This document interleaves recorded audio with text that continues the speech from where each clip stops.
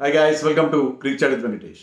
ఈ మధ్య మన channel 1.5 lakh subscriber land mark reach అయినప్పుడు నేను వీడియో చేశాను. అప్పుడు మీకు ఒక బ్రేకింగ్ న్యూస్ చెప్పాను. అదేంటంటే ఇక నుంచి నేను అప్పుడప్పుడు మీకు ఒక non cricket non sports video చేస్తాను, మిమ్మల్ని భయపడతానని చెప్పాను. అలాగే ఎలక్షన్స్ జరిగినప్పుడు, మన పార్లమెంట్ అండ్ ఏపీ ఎలక్షన్స్ జరిగినప్పుడు ఆ ఎన్నికల ఫలితాల మీద ఒక జనరల్ వీడియో పెట్టాను. మీరు కోపడతారంటున్నాను, ఎవరు చూడరంటున్నాను. కోపడలేదు, చాలామంది చూశారు. అదే ధైర్యంతో ఇవాళ ఒక సినిమా వీడియో రివ్యూ చేస్తున్నాను. నేను సినిమా రివ్యూలు చేయడం కొత్త ఏం కాదు. అయితే నేను గతంలో జెర్సీ మీద రివ్యూ చేసిన, లేకపోతే 83 సినిమా మీద రివ్యూ చేసిన, అవన్నీ కూడా సినిమాలు క్రికెట్కి సంబంధించి. కానీ ఈరోజు నేను చేయబోయేది కల్కి గురించి. కల్కి 2028 కాదు, ఏదో ఇయర్ ఉంది. సో కల్కి సినిమా గురించి మనం మాట్లాడబోతున్నాం. సినిమా చాలా బాగుంది. నాకు కొన్ని రిజర్వేషన్స్ ఉన్నాయి సినిమా పైన, అవి మీకు చెప్తాను. ఎందుకంటే మేబీ నా బికాజ్ ఆఫ్ మై ఏజ్ నేను అప్డేట్ కాలేదేమో. నా పర్సనల్ లైకింగ్స్ కొన్ని ఉంటాయి సినిమాలకు సంబంధించి. I'm not a big fan of fantasy type of movies. కఠోర వాస్తవాలతో సినిమాలు తీస్తే ఎక్కువగా ఇష్టపడతాను. జీవిత సత్యాల మీద సినిమాలు తీస్తే ఇష్టపడతాను. ఫ్యాంటసీ అంటే అంత నాకు రుచించదు. నేను ఈ అవెంజర్స్ లాంటివి అలాంటివి ఏం చూడలేదు. అలాంటివే నేను చూడను కూడా. నేను ఏదో ఆ ఫ్యాంటసీ సినిమాలు నేను చూసినవి ఏంటంటే నాకు నచ్చినవి కూడా. ఆఫ్కోర్స్ స్టీఫెన్ స్టీల్బర్గ్ తీసిన riders of the last arc అలాంటివి అవి చూశాను. అక్కడతో మనకి అక్కడ ఎండ్ అయిపోయింది. తర్వాత చూడట్లేదు కూడా. సో మేబీ దానివల్ల కొన్ని కానీ సినిమా బాగుంది, మీకు నచ్చుతుంది. చాలా బాగుంది సినిమా, చూడాల్సిన సినిమా. థియేటర్లో చూడాలి. It's a good cinematic experience కలుగుతుంది పీపుల్ ఆఫ్ యువర్ ఏజ్, యంగ్స్టర్స్కి. Not for everybody. ఒక మంచి సినిమాటిక్ ఎక్స్పీరియన్స్. యంగ్స్టర్స్ చూస్తే ఏంటంటే ఒక హాలీవుడ్ సినిమా చూసాం, హాలీవుడ్ స్టాండర్డ్స్లో తీశాడు. నాకు నచ్చింది ఏంటంటే హాలీవుడ్ స్టాండర్డ్స్లో తీశాడు. ఎక్కడ ఏ సీన్ కూడా అరే ఇదేంటి ఇంత ఇలా ఉంది అనిపించలేదు. హయ్యెస్ట్ స్టాండర్డ్లో ఆ టెక్నికల్ వాల్యూస్ పరంగా తీసుకున్నా. సో ఐఎమ్ ప్రౌడ్ దట్ ఒక తెలుగు డైరెక్టర్ తెలుగుతో తీసిన సినిమా ఇంత ఉన్నతమైన ప్రమాణాలతో హాలీవుడ్ స్థాయికి ఏమాత్రం తీసిపోకుండా తీసినందుకు నాకు నిజంగా గర్వంగా అనిపించింది. And I'm a big fan of Nag Ashwin. Yevade Subramanyam cinema వచ్చినప్పుడు నాగ్ అశ్విన్ ఎవరో కూడా నాకు తెలియదు. ఆ సినిమా బాగుందని కొంతమంది మిత్రులు ఏదో చెప్తే ఫేస్బుక్లో రాస్తే నేను వెళ్ళి చూసి నాకు ఎంతగా నచ్చిందని అంతగా నచ్చింది సినిమా. ఫిలసాఫికల్గా చాలా కొత్తగా. నాకు ఆ మంచు కొండలు, హిమాలయాల్లో కూడా చాలా ఇష్టం. సో ఆ సినిమా నాకు పిచ్చగా నచ్చింది. నాగశ్విన్ ఫ్యాన్ అయిపోయాను. తర్వాత మహానటి సినిమా కూడా చూశాను.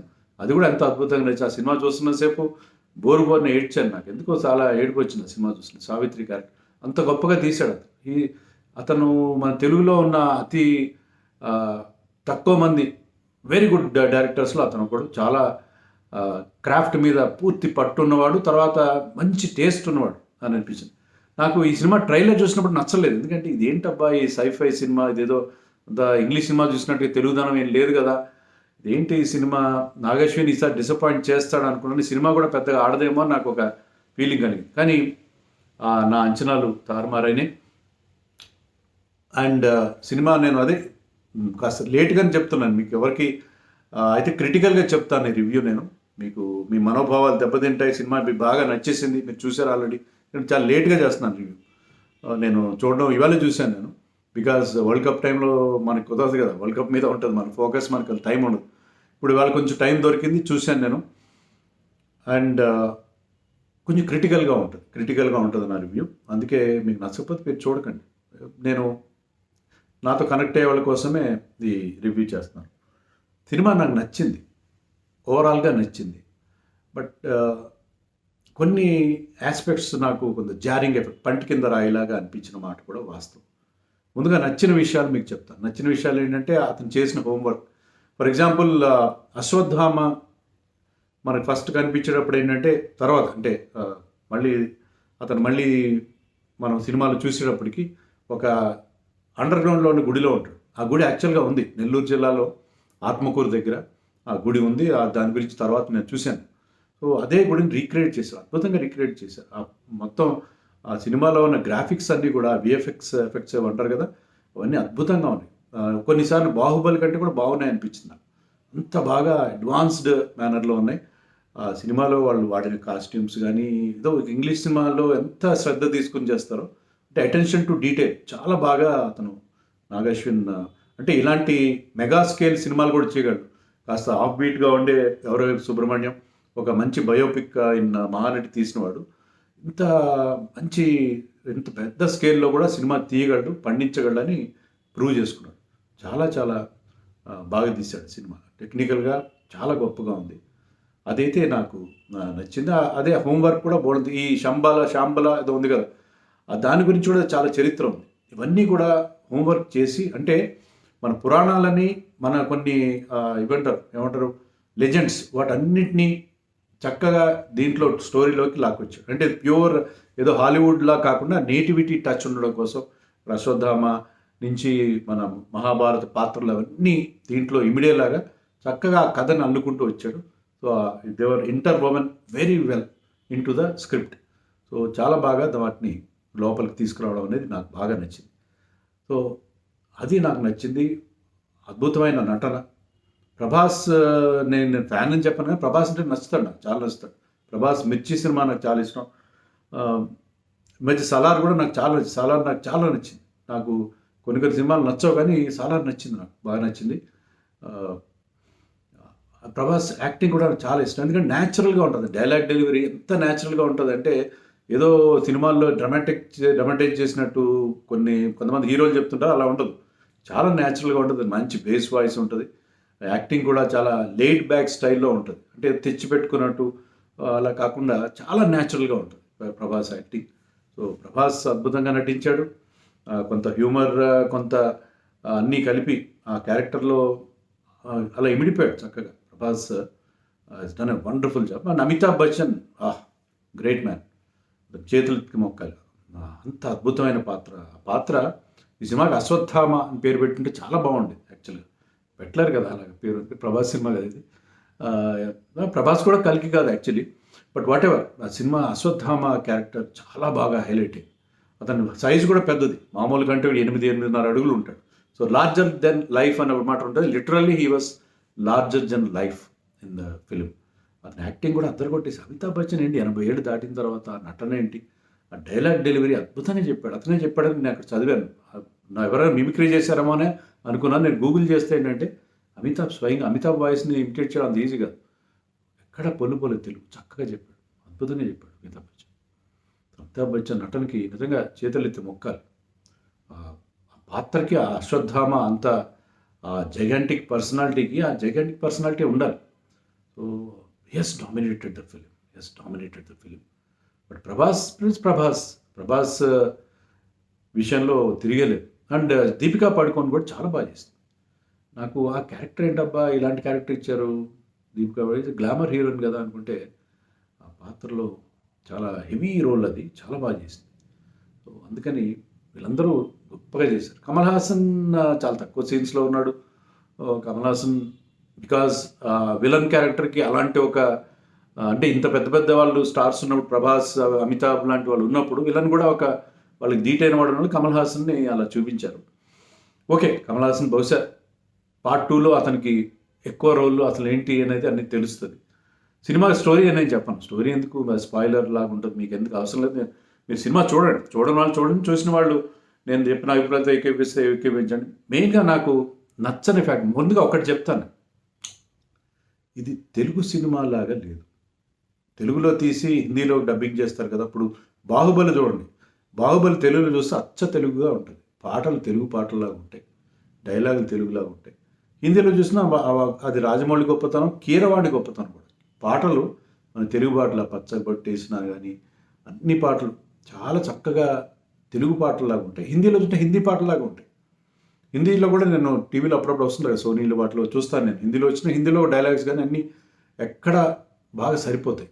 కానీ ఈ సినిమా ఎలా ఉందంటే హిందీ సినిమా తెలుగులో డబ్బింగ్ చేసినట్టుంది.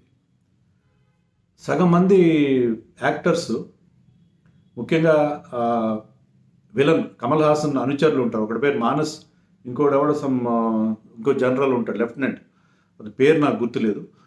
వాళ్ళిద్దరైతే హిందీ చాలా చెత్త హిందీ మాట్లాడతారు, హిందీ స్టైల్లో మాట్లాడతారు. ఈవెన్ కృష్ణుడి క్యారెక్టర్ వేసిన అతను కూడా అతని వాయిస్ అది బాగానే ఉంది, కానీ అతను కూడా అది తెలుగు సరిగ్గా లేదు. ఓకే, కొంతమంది ఇప్పుడు ఇదే ప్రొడ్యూసర్ తీసిన జగదేక్ వీరుడు అతిలోక్ సుందర్లో అమరీష్ పురి తన డైలాగ్ ఓకే సీజ్ అమరీష్ పురి వాయిస్తో డైలాగ్ బాగా చెప్పాను, బ్రహ్మాండంగా ఉంటుంది.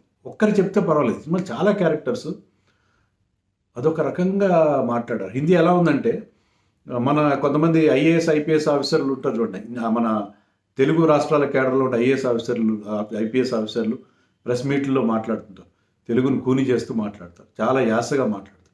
అలాంటి యాసతో మీరు డబ్బింగ్ చేయొచ్చు కదా, వాళ్ళు పెద్ద గ్రేట్ యాక్టర్స్ కాదు వాళ్ళ భాష వాళ్ళు సొంతంగా మాట్లాడిపోతే మనకు వచ్చే నష్టమేం లేదు. మంచి డబ్బింగ్ ఆర్టిస్టులు డబ్బింగ్ చేసి ఉండాల్సింది.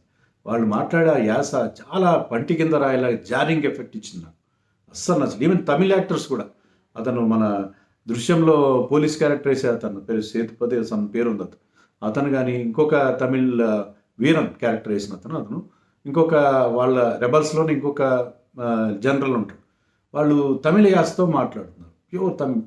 నాజర్ బాహుబలి కూడా నాజర్ సొంతంగా చెప్పాడు, బట్ నాజర్ అప్పుడు చాలా డెవలప్ చేశారు. షాయజీ సిండే వీళ్ళందరూ తెలుగు బాగా డెవలప్ చేసుకున్నారు. ప్రకాష్ రాజ్ వాళ్ళు తెలుగు మాట్లాడినా మనకు వీళ్ళు చాలా ఆక్వర్డ్గా మాట్లాడారు. మరి డబ్బింగ్ ఎందుకు చెప్పించలేదు? పాటలు కూడా అంతే, పాటలు కూడా చూడండి, పాటలు కూడా ఒక్క పాట కూడా బాగలేదు, మ్యూజిక్ బాగలేదు. బేసికలీ సినిమాలో మ్యూజిక్ బాగలేదు, ఆ పాటలు కూడా అస్సలు తెలుగుదనం లేదు, ఏదో డబ్బింగ్ పాటలు లాగానే ఉన్నాయి. తెలుగులో మీరు తీసినప్పుడు ఆ శ్రద్ధ ఎందుకు తీసుకోలేదు? మీరు pan India, your vision was big, you have made it for the pan India audience. కానీ తెలుగు కదా, మీరు బేసికలీ తెలుగులో తీసుంటారని అనుకున్నాను. బాహుబలి రాజమౌళి తెలుగులో తీశాడు, తెలుగు ప్రేక్షకులు దృష్టిలో పెట్టుకున్నాడు, తెలుగులో తీశాడు. తెలుగులో మీకు పాటలు కానీ అద్భుతంగా ఉంటాయి పాటలు, కానీ ఇవి అలా లేవు, పాటలు బాగలేవు, అస్సలు బాగలేవు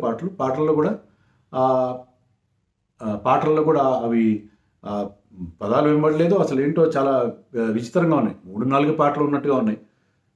సో మ్యూజిక్ పరంగా ఏమాత్రం బాగలేదు, వాటిలో తెలుగుదనం లేదు. డబ్బింగ్ చెప్పిన వాళ్ళు ఎవరు సరైన తెలుగు చెప్పలేదు. Deepika Padukone I think her voice was dubbed fine, ఆమె తెలుగు చెప్పలేనప్పుడు డబ్బింగ్ చేయించాలి. అందరూ వాళ్ళే మాట్లాడాలి రూల్ లేదు కదా, వాళ్ళు ఏమో ఆస్కార్ అవార్డు కోసం ట్రై చేయట్లేదు, అవార్డు కోసం ట్రై చేసే వాళ్ళు చేస్తారు. చిన్న పాత్రల వాళ్ళ చేత కూడా మీరు ఎందుకని వాళ్ళ సొంత వాయిస్ మాట్లాడించారు? అది నాకు ఏమాత్రం నచ్చలేదు. బ్రహ్మానందం కామెడీ ఏమీ పండలేదు. బ్రహ్మానందం ఎందుకున్నాడు, కామెడీ అవసరం లేదు. ఇలాంటి సినిమా ఇంటెన్స్ ఫిల్మ్లో బ్రహ్మానందం కామెడీ అవసరం లేదు. మళ్ళీ రాజమౌళి ప్రస్తావన తెస్తున్నానంటే, రాజమౌళి నాకు RRR కూడా నచ్చలేదు. రాజమౌళి తీసి ప్రతి సినిమా గొప్పగా ఉంటుంది కానీ రాజమౌళి సినిమాల్లో ఏంటంటే ఎంత అవుతుందో పర్లేదు చెప్తాను, నేను చూసిన వాళ్ళు చూస్తే రాజమౌళి సినిమాల్లో ఏ క్యారెక్టర్ వేస్ట్గా ఉండదు. దీంట్లో చాలా వేస్ట్ క్యారెక్టర్స్ ఉన్నాయి.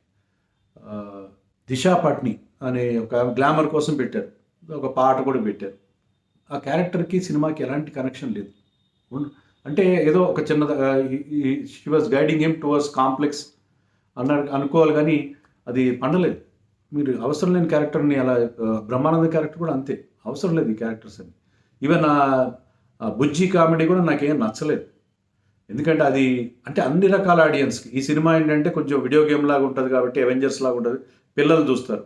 పిల్లలు చూసినప్పుడు అలాంటి ఒక బుజ్జి లాంటి కార్ క్యారెక్టర్ కూడా ఉండాలి. అలాగే అందరు ఆడియన్స్ని దృష్టిలో పెట్టుకున్నారు. అలాగే అమితాబ్ బచ్చన్ హిందీ ఫిలిం ఇండస్ట్రీ నుంచి, తర్వాత కమల్ హాసన్, ప్రతి ఒక్కరు ఇలా వేరు భాషల్లో ఉండేవాళ్ళు, దీపికా పడుకోన్, ఇలా వీళ్ళందరినీ పెడితే ఏంటంటే తమిళ వాళ్ళని పెడితే అన్ని రాష్ట్రాల్లో మార్కెట్ ఉంటుంది. కానీ దానివల్ల ఏమవుతుందంటే కొంతమంది క్యారెక్టర్స్ వాళ్ళు మన మైండ్లో రిజిస్టర్ కారు. అంటే వీళ్ళు ఎక్కడి నుంచి ఎవరు అనేది మనకు తెలిసిన నటులైతే వాళ్ళని గుర్తుపెట్టుకుంటాం, వాళ్ళు ఎవరు మళ్ళీ వచ్చినప్పుడు వీళ్ళు ఎవరబ్బా అనుకుంటాం అనమాట. సో ఇలాంటిది ఈ పాన్ ఇండియా మూవీస్లో ఇది ఒక ప్రాబ్లం ఉంది. అక్కడెక్కడో యాక్టర్లు తీసుకొచ్చి పెడుతున్నారు, వాళ్ళు ఎవరో మనకు తెలియట్లేదు, వాళ్ళు మనకి ఇమీడియట్గా ఆ క్యారెక్టర్స్ మనకు రిజిస్టర్ కావట్లేదు. ఇప్పుడు కాంతారా సినిమా తీశారు, కాంతారా సినిమాలో ఒక్క బయట వాళ్ళు లేరే, అది పాన్ ఇండియా మూవీ అయింది. సో పాన్ ఇండియా మూవీలో మీకు సబ్జెక్ట్ ఉండాలి, కానీ మీరు అన్ని ప్రాంతాల వాళ్ళని, ఇప్పుడు సైరా సినిమా తీశారు, చిరంజీవి సినిమా, దాంట్లో అమితాబ్ ఉన్నాడు, ఎవరినో పెట్టారు దాంట్లో, కానీ ఆ సినిమా మనకి దాంట్లో అది హిట్ కాలేదు కదా పెద్దగా. సో సినిమా మీరు అన్ని రాష్ట్రాల వాళ్ళని, అన్ని ప్రాంతాల దాంట్లో విజయ్ సేతుపతి కూడా ఉన్నాడు, తమిళ్లో పెద్ద స్టార్. పెట్టినంత మాత్రాన సినిమా హిట్ అవ్వాలని ఏం రూల్ లేదు కదా, అది నేను చెప్పేది. సో దీనివల్ల మనకి ఆ క్యారెక్టర్స్ ఎవరో తెలియట్లేదు. ఆ క్యారెక్టర్స్కి ప్రాపర్ కనెక్షన్ ఉండాలి, ఉండని పరిస్థితి మనకు కనిపిస్తుంది. నాకు ఇంకా లోపాలు ఏం కనిపించినాయంటే, అది ఎప్పుడో చాలా ఫ్యూచరిస్టిక్ మూవీ కదా, ఆ శంబాలను అది ఎక్కడుందో వాళ్ళకి తెలియకపోవడం ఏంటి? అంత తెలుసుకోలేరా? వాళ్ళకున్న మోడర్న్ గ్యాడ్జెట్స్ కానీ, వాళ్ళకున్న టెక్నిక్స్ కానీ, వాటితో జీపీఎస్లో అవి లేవా వాళ్ళకి? ఎందుకు తెలుసుకోలేరు? వాళ్ళు లాస్ట్ వరకు వాళ్ళకి అది ఎక్కడుందో తెలియదు, అప్పుడే దాడి చేస్తారు. అది కూడా మనకి ప్రాపర్గా ఎస్టాబ్లిష్ చేయలేదేమో అని అనిపించింది నాకు. సో ఇలాంటి లోపాలు మెయిన్గా ఏంటంటే, నాకు there was no emotional connect in this film. అంటే దేనికోసం మనం ఆ లక్ష్యం, సరే మనకి అశ్వత్థామ ఉన్నాడు, ఎవరో ఉన్నారు, ఏదో చాలా భవిష్యత్తులో నెక్స్ట్ కల్కి 2 ఏదో జరగబోతుంది. కల్కి 1లో ఎలాంటి ఎమోషనల్ కనెక్ట్ లేదు. బాహుబలి ఎమోషనల్ కనెక్ట్ ఉంది, ఇద్దరు బ్రదర్స్ మధ్య, తర్వాత ఆ రాజ్యం కోసం వాళ్ళ మధ్య జరిగిన పోరాటం అలాంటివి ఉన్నాయి. సలార్లో ఎమోషనల్ కనెక్ట్ ఉంది, కేజీఎఫ్లో మదర్ సెంటిమెంట్ ఎమోషనల్ కనెక్ట్ ఉంది. ఇక్కడ అలాంటిది ఏమీ లేదే. అసలు వీళ్ళ మీద ఎందుకు పోరాడాలి మనం? ఈ కాంప్లెక్స్ అనేది చాలా కాంప్లెక్స్గా ఉంది, ఆ పేరుకి తగ్గట్టే. ఈ కాంప్లెక్స్లో ఉన్న ఆ విలన్ పేరు కూడా నాకు గుర్తులేదంటే మీరు అర్థం చేసుకోండి, రిజిస్టర్ అవ్వలేదు. కమల్ హాసన్ అతని అనుచరులు వాళ్ళు చేస్తున్న అకృత్యాలు, దురాగతాలు ఏంటో మనకు తెలియదు. వాళ్ళ మీద ఈ రెబల్స్ ఎందుకు పోరాడుతున్నారు నాకు అర్థం కాలేదు. వాళ్ళు పోరాడటానికి వాళ్ళు ఏం చేస్తున్నారు, అకృత్యాలు ఏం చేస్తున్నారు, అవి నా నచ్చదు. తెలుగుదనం నాకు మూడు ఆస్పెక్ట్స్లోనే కనిపించింది సినిమాలో. అదేంటంటే, రాజేంద్ర ప్రసాద్ అద్భుతంగా చేశాడు. నాకు చెప్పలేదు, రాజేంద్ర ప్రసాద్ అద్భుతంగా చేశాడు. అతని క్యారెక్టర్ బాగుంది, బాగా చేశాడు, చాలా గొప్పగా చేశాడు. అతను అంటాడు, అంటే ఈ సినిమాలో ఆ ఆస్పెక్ట్ కూడా నచ్చింది. అంటే ఫ్యూచర్లో ఆక్సిజన్ సరిగ్గా ఉండదు, నీళ్లు సరిగ్గా, గంగమ్మ తల్లి మా అందరి పాపాలు కడిగి నువ్వు ఎండిపోయావా గంగమ్మ తల్లి అనేది అంటాడు. ఆ డైలాగ్ అక్కడ తెలుగుదనం ఉంది. ప్రభాస్ చేసిన క్యారెక్టర్లో తెలుగుదనం ఉంది. ప్రభాస్ తెలుగు అద్భుతంగా మాట్లాడతాడు, చాలా న్యాచురల్గా మాట్లాడతాడు. వాళ్ళిద్దరూ ఆ తెలుగుదనం అక్కడ. కానీ ఒక పాన్ నవ్వులుతున్న ఒక ముసలవ ఉంది, ఆవిడ చెప్పిన డైలాగులు ఆ మూడే తెలుగుగా ఉన్నాయి. మిగతా అంతా హిందీ డబ్బింగ్గా ఉంది నా సినిమా. ఆ 3 చోట్లే తెలుగుదనం అనేది నాకు కనిపించింది. సో అది నాకు వీళ్ళు ఎందుకు పోరాడుతున్నారు, వీళ్ళు రెబల్స్ అనేవాళ్ళు ఎందుకు పోరాడుతున్నారు నాకు తెలియదు. దీని ఇన్ఫ్లుయెన్స్ ఏంటంటే, అవతార్ సినిమాలో లాగానే ఇక్కడ ఒక చెట్టు ఉంటుంది, ఆ చెట్టు ఎండిపోయి ఉంటుంది. అవతార్ సినిమాలో ఆ చెట్టు బ్రహ్మాండ మహావృక్షం ఉంటుంది, ఇక్కడ ఒక మహావృక్షాన్ని పెట్టాడు అవతార్ సినిమాలోనే. వాళ్ళంతా నేటివ్స్ మీద వీళ్ళు బయట నుంచి వచ్చి వాళ్ళ ప్లేసెస్ని డిస్ట్రాయ్ చేయడం, అలాగే వీళ్ళ మీద వాళ్ళు దాడి చేయడం. రెబల్స్ అందరూ అవతార్లో ఉన్న వాళ్ళలాగే ఉన్నారు, వీళ్ళు మామూలుగా ఉన్నారు, వాళ్ళు వేరే రూపాల్లో ఉండేవారు. అవతార్లో వాడిన ఒక పర్టికులర్ ఒక కార్ కైండ్ ఆఫ్, అంటే ఒక జైగాంటిక్ పర్సన్ లాగా ఉండే ఒక ఏమంటారు, ఒక మెషిన్ అనుకోండి, లేకపోతే మూవింగ్ మెషిన్ అనుకోండి. అదే దీంట్లో డైరెక్ట్గా కాపీ పెట్టాడు. సో ఇది కల్కి అవతార్, కల్కి కూడా ఒక అవతారం కదా, కల్కి అవతారం పేరు పెడితే అవతార్లో ఉంది. అవతార్ నుంచి చాలా ఎక్కువ ఇన్ఫ్లుయెన్స్ అయ్యాడు. అవతార్ నేను చూశాను, అవతార్లో బోల్డ్ అంత ఎమోషనల్ కనెక్ట్ ఉంది. చెప్పాను కదా, అవన్నీ సైఫై ఫినాల్ చూడలేదు. అవతార్లో ఎన్విరాన్మెంట్ ఎలా, సెకండ్ పార్ట్ కూడా నాకు నచ్చింది. డ్రాగింగ్గా ఉందన్నారు అందరూ, నాకు సెకండ్ పార్ట్ కూడా నచ్చింది. అవతార్ డ్రాగింగ్గా ఉన్న దాంట్లో గొప్ప సందేశం. అవతార్ 2 సినిమాలు నాకు చాలా చాలా ఇష్టం. టీవీలో వచ్చినా చూస్తాను, ఎప్పుడు వచ్చినా చూస్తాను. చాలా నచ్చిన సినిమాలు అవతార్. సో దీంట్లో ఎమోషనల్ కనెక్ట్ లేదు, నాకు డ్రాగింగ్ ఉంది. ఫస్ట్ హాఫ్లో చాలా డ్రాగ్ ఉంది. బట్ అల్టిమేట్గా ఏంటంటే, ఫస్ట్ హాఫ్లో ఏంటబ్బా ఇలాంటి సినిమా చూస్తున్నాం అనిపించింది దానికి. అతను ఏం చేశాడంటే, సెకండ్ హాఫ్లో అవన్నీ ఆ లూజ్ ఎండ్స్ అన్నిటి కలిపి సెకండ్ హాఫ్లో దానికి ఒక బేస్ కల్పించాడు. బాగానే ఉంది, కానీ ఆ బేస్ ఎంతవరకు క్లిక్ అయిందని నాకైతే అర్థం కాలేదు. బట్ సినిమా ఓవరాల్గా సినిమాటిక్ ఎక్స్పీరియన్స్గా బాగుంది. ఓల్డంతా అంటే సెకండ్ హాఫ్లో plenty of action was there. ఆ ఫైట్స్ బాగున్నాయి, అన్నీ వెరీ వెల్ ఎగ్జిక్యూటెడ్ ఫైట్స్ కూడా అన్నీ బాగున్నాయి. టైం చాలా ఎక్కువైంది, బట్ ఓకే, తొందరగా ముగిస్తాను. ఇంకా ఏవో ఒక 2 పాయింట్స్ చెప్పాలనుకున్నాను. బట్ బేసిక్గా ఇవి నేను చెప్పదలుచుకుంది అంటే, తెలుగుదనం లోపించింది సినిమాలో, హిందీ డబ్బింగ్లో ఉంది, ఎమోషనల్ కనెక్ట్ లేదు. అవతార్ నుంచి ఎక్కువగా ఇన్ఫ్లుయెన్స్ తప్పలేదు అవతార్ నుంచి, కానీ నాకు బేసిక్గా ఉన్న ప్రాబ్లం ఏంటంటే, ఇలాంటి సినిమాలతో మీరు చాలా హంగులు ఏర్పరుస్తారు, బోల్డంతా విఎఫ్ఎక్స్ వాడతారు, అన్నీ వాడతారు. వాడి ఇలాంటి సినిమాలే భవిష్యత్తులో అంటే మీరు 500-600 కోట్లు this probably the most costliest film ever made in India what ever మీరు పెట్టిన దానికి డబుల్ వస్తాయి. ప్రతి ఒక్కరు ఇన్స్పైర్ అయిపోయి ఇంక ఇలాంటి సినిమాలే తీయాలి, ఇలాంటి సినిమాలు ఆదిపురుష్ లాంటివి ఎంత దారుణంగా ఫెయిల్ అయ్యో మనం చూసాం. సో ఇలాంటి ఒక మెగా స్కేల్ సినిమాలే పెట్టుకుని టికెట్లు ఇవాళ I spent nearly 1000 rupees for 2 tickets. So ఇంత టికెట్లు పెట్టేసుకుంటే మీకు మొదటి 2 వారాల్లో చాలా డబ్బులు వచ్చేస్తాయి. ప్రపంచవ్యాప్తంగా రిలీజ్ చేస్తారు మీ ఓటీటీ రైట్స్, మీ డబ్బులు మీకు వచ్చేస్తాయి. సినిమా హిట్ అయినా ఫెయిల్ అయినా, సినిమా ఒక మోస్తరుగా ఉన్నా, కొంతమంది నచ్చినా అందరికీ నచ్చకపోయినా కూడా it becomes a block buster hit. Okay, even for this film also the talk is some what mixed. But నేనేది ఏంటంటే మీ డబ్బులు మీకు వచ్చేస్తాయి, కానీ మీరు క్వాలిటీ ఫిలిమ్స్ తీయాలి.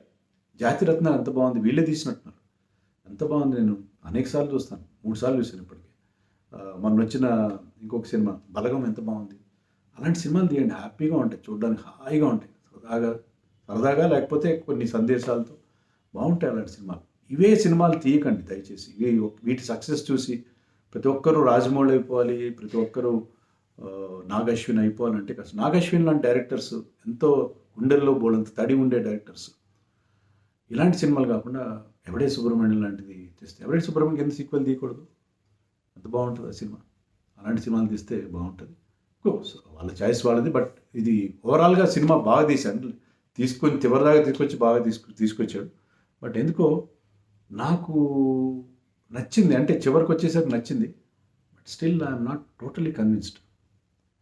సో మీరేమనుకుంటున్నారో కామెంట్స్లో చెప్పండి.